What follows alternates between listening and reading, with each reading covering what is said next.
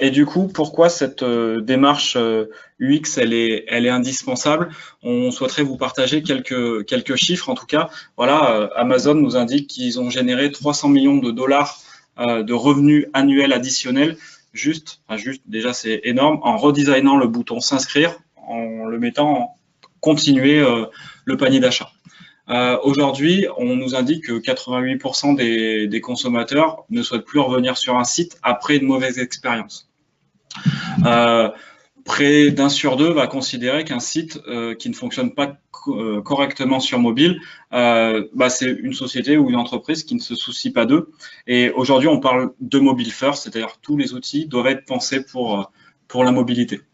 Enfin, pour poursuivre, 39% d'entre eux considèrent que si les contenus ne sont pas optimisés, mettent trop de temps à charger, c'est un outil qui n'est pas adapté à leurs besoins.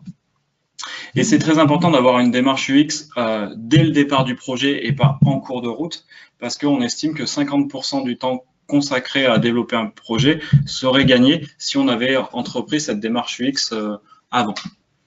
Et enfin, le dernier chiffre qu'on voudrait vous partager, c'est que 48%, donc quasiment un consommateur sur deux, considère que pour juger la crédibilité d'une entreprise, c'est le site internet qui est le critère numéro 1.